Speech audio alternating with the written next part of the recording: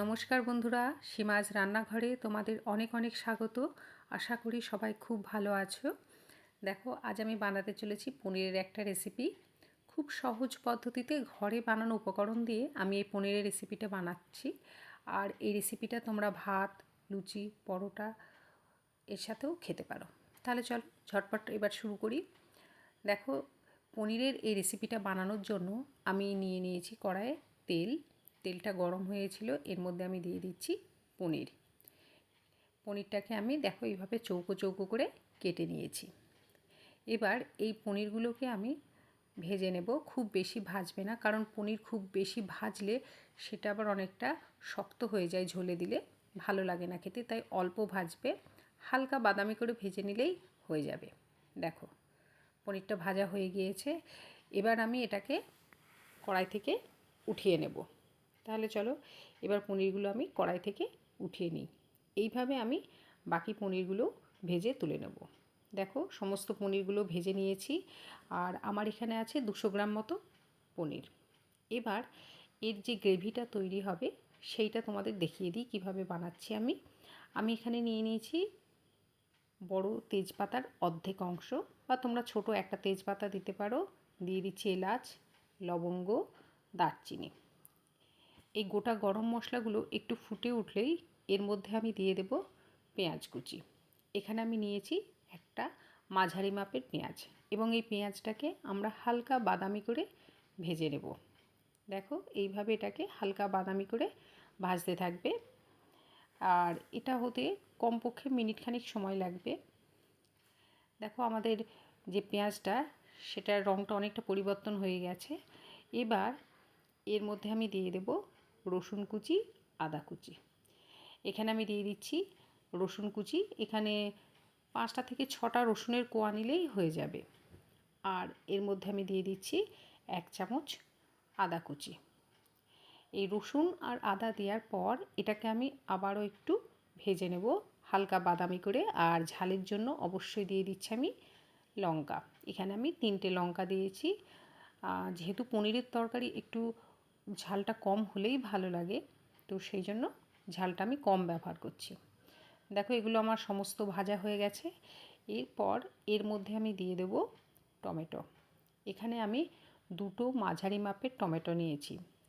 এই পনিরের তরকারির গ্রেভির যে থিকনেস বা গাঢ় যেটা হবে, সেটা কিন্তু এই টমেটোর কারণেই হবে। তো টমেটোটা আমি এর মধ্যে দিয়ে দিয়েছি। এরপর এই টমেটোটাকে আমি খুব ভালো করে নাড়াচাড়া করব। আর তার সঙ্গে দিয়ে দেব কিছু মশলা। প্রথমে আমি এর মধ্যে দিলাম হলুদ গুঁড়ো, দিয়ে দিলাম লবণ। এরপর এর মধ্যে আমি দিয়ে দেব জিরে বাটা। যেহেতু আমার কাছে জিরে গুঁড়ো ছিল না, তাই আমি জিরে বেটে নিয়েছি। এখানে আমি ছোটো চামচের 1 চামচ জিরে বেটে নিয়েছি। তোমরা জিরে গুঁড়ো দিতে চাইলে 1 চামচ জিরে গুঁড়ো দেবে। আর এর সঙ্গে দিয়ে দিচ্ছি আমি ধনে গুঁড়ো। এটাও ছোটো চামচের 1 চামচ দিচ্ছি। এই সমস্ত উপকরণগুলো দেওয়ার পর এটাকে খুব ভালো করে এইভাবে কষিয়ে নেবে। যখন দেখবে টমেটোটা একদম নরম হয়ে গেছে, তখন এটা নামিয়ে ঠান্ডা করে নেবে। এবার এটাকে চলো আমি ভালো করে কষিয়ে নিই। মাঝে মাঝে যদি মনে হয় যে এটা শুকিয়ে আসছে, তাহলে তোমরা অল্প জল দিতে পারো। এটাকে ঢাকা দিয়ে নিলেই এটা গলে যাবে খুব তাড়াতাড়ি। দেখো, তোমাদের দেখিয়ে দিচ্ছি, আমি এটাকে একটু মাঝে জল দিয়েছিলাম। তোমাদের যদি মনে হয় জল প্রয়োজন নেই, তাহলে দেওয়ার দরকার নেই। এবার সব শেষে এর মধ্যে আমি দিয়ে দিচ্ছি ভিজিয়ে রাখা কাজু বাদাম। এখানে আমি 8-10টা কাজু বাদাম জলে ভিজিয়ে রেখেছিলাম, সেইটা আমি এর মধ্যে দিয়ে দিচ্ছি। এবার আমাকে এই মশলাটা পেস্ট করে নিতে হবে, সেই জন্য এটাকে ঠান্ডা করতে দিতে হবে। এবার আমি দেখো কড়াইয়ে আবার খানিকটা তেল নিয়ে নিয়েছি, এবং এর মধ্যে আমি দিয়ে দিচ্ছি ডুমো করে কেটে রাখা আলুগুলো আমি হালকা বাদামি করে ভেজে নেব। শুরুতে আমি এর মধ্যে লবণ দেব না, কারণ শুরুতে লবণ দিলে আলুগুলো গলে যাবে, ভালো ভাজা যাবে না। দেখো, আলুগুলো হালকা লালচে হয়ে গেছে। এবার এর মধ্যে আমি লবণ দিচ্ছি। দেখো, আমি প্রথমে মশলা বানানোর সময়তেও লবণ ব্যবহার করেছি, আবার এখানেও ব্যবহার করছি। তোমরা কিন্তু অবশ্যই স্বাদটা একটু ব্যালেন্স করে লবণ দেবে এখানে। আলুটাকে এইভাবে লবণ দিয়ে আবারও খানিকক্ষণ আমি ভেজে নেব। ভাজা হয়ে যাওয়ার পর এর মধ্যে আমি দিয়ে দেবো আমাদের মশলাটা। দেখো আলুটা অনেকটাই নরম হয়ে গেছে। এবার চলো এর মধ্যে আমি দিয়ে দিই, দেখো যে মশলাটা আমরা বানিয়েছিলাম সেটা মিক্সিতে আমরা পেস্ট করে নিয়েছি। আর এই পেস্টটা কিন্তু অবশ্যই তোমরা খেয়াল রাখবে যেন একদম মিহি পেস্ট হয়, কোনো রকম মশলার কোনো অংশ গোটা না থাকে। মশলার পেস্টটা দেওয়ার পর আমাদের এই মশলাটাকে আবারও কিছুক্ষণ কষিয়ে নিতে হবে। এইভাবে দেখো ভালো করে আমি এটাকে মিনিট খানিক মতো কষিয়ে নিয়েছি। এবার এর মধ্যে আমি দিয়ে দেবো জল। দেখো যে মিক্সিটাতে আমি মশলা পেস্ট করেছিলাম সেই মিক্সিটার মধ্যে জল নিয়েই আমি এর মধ্যে দিয়ে দিচ্ছি। জলটা একটু বেশি দেবে কারণ আলুটা সিদ্ধ হবে আরেকটু, আর এর মধ্যে যখন পনির পড়বে তখন পনিরও খানিকটা জল টেনে নেবে, সেই জন্য জলটা একটু বেশিই লাগবে। আমি এখানে 1.5 কাপ মতো জল ব্যবহার করেছি। এবার এর মধ্যে আমি দিয়ে দেবো চিনি। যেহেতু পনিরের রান্না একটু মিষ্টি মিষ্টি হলে বেশি ভালো লাগে, আমি এখানে 1 চামচ চিনি ব্যবহার করেছি। তোমরা চাইলে যদি মিষ্টি কম খাও আর একটু কমও দিতে পারো।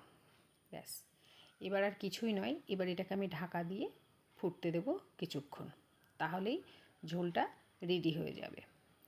চলো এবার তাহলে আমি এটাকে ঢাকা দিয়ে একটু ফুটতে দিই। ঢাকা দিয়ে এটাকে কমপক্ষে মিনিট 3 মতো রেখে দিলেই ঝোলটা রেডি হয়ে যাবে। দেখো তোমাদের দেখাচ্ছি, ঝোলটা রেডি হয়ে গেছে। এরপর এর মধ্যে আমি দিয়ে দেবো আমাদের যে ভাজা পনিরটা ছিল সেইটা এর মধ্যে দিয়ে দিচ্ছি। পনিরটা দেওয়ার পর আমি এর মধ্যে দিয়ে দেবো পনিরের রেসিপির একটা প্রধান উপকরণ, যেটা না দিলে এটা স্বাদে গন্ধে ভালো হয় না, সেটা হচ্ছে কসুরি মেথি। এইভাবে হাতে একটু ডলে নিয়ে পনিরের ঝোলটার মধ্যে দিয়ে দেবে। ব্যাস, এবার চলো আবার ঢাকা দিয়ে এটাকে কিছুক্ষণ আমি রেখে দিই যাতে পনিরগুলো একটু ভালো রসালো হয়। এইভাবে এটাকে ঢাকা দিয়ে আমি রেখে দেব কমপক্ষে মিনিট 2 মতন। রেখে দিলেই রেডি হয়ে যাবে আমাদের পনিরের তরকারি।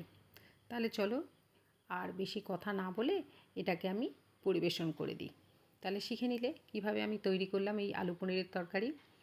দেখো আমি পরিবেশন করে দিয়েছি, তোমরাও এইভাবে বাড়িতে বানাবে, বানিয়ে খেয়ে অবশ্যই আমাকে জানাবে কেমন লাগলো। আমার রান্না ভালো লাগলে লাইক, শেয়ার আর সাবস্ক্রাইব করে পাশে থেকো। সবাই খুব ভালো থেকো। আজ তাহলে রাখছি, নমস্কার।